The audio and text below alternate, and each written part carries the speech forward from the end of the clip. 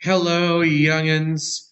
I just want to take a moment here to point out some of the more interesting aspects of Hammurabi's code that I just wanted to make sure to highlight.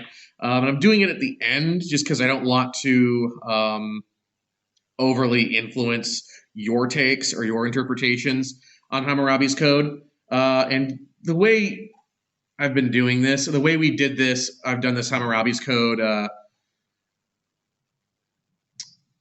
portion of the unit, I guess is how I describe it. How the way I've done that this year has been really different. Normally, there's a lot more in-class discussion and debate over this, which we couldn't really do because we were virtual. But hey, we're back on Tuesday, so we'll be able to do stuff like that going forward. Anyway, just some things I want to highlight about Hammurabi's code. You can definitely see that it very clearly follows the mindset of an eye for an eye definition of justice, where basically Hammurabi seems to view justice as the crime or the wrong you commit is what your punishment will be, if not something even more severe.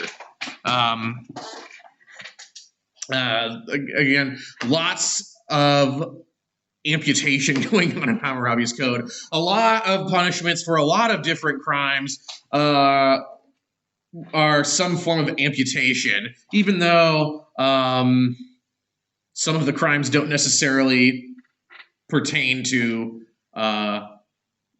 acts of violence. The punishment is still violent or amputation. Some other important things I think are worth pointing out. If you look at document E, so the laws in document E, specifically laws 196, 199, 209, and 213, really illustrate that Hammurabi's code and basically the law at this time in Hammurabi's kingdom would apply to you differently depending on your social class. So the law was not applied equally. And we see that, I'm going to use laws 196 and 199 as examples, where law 196, if a man knocks out the eye of a free man, his eye shall be knocked out. So again, eye for an eye, you take an eye, you lose an eye. But law 199 modifies that and says if a man knocks out the eye of a slave, he shall pay half of his value. So what we see here is that the punishment for committing crimes varies depending on the victim. And specifically, crimes committed against slaves have much lower punishments than the exact same crime being committed against a free person. So again, the law, Hammurabi's code as a system of law, does not apply to everyone equally. It does, its definition and application varies depending on your social class. So that's an interesting and I think an important thing to take note of regarding Hammurabi's code, that it is not applied equally. Another interesting thing, if you look at document C, and specifically law 129, is that the law also applies to you differently depending on your gender. So law 129 states, if a married lady is caught in adultery with another man, they shall bind them and cast them into the water. So basically, if a woman cheats on her husband, she and the guy that she cheats with will be tied up and then thrown into a lake or a river or something. Basically, they'll be tied up and left to drown. And there are a couple of interesting things and takeaways from this law. One, this law only seems to apply to women, since it specifically says a married lady. So the implication of this is that a married man could cheat on his wife, and as long as he's not cheating with a married woman, it's perfectly legal under Hammurabi's code.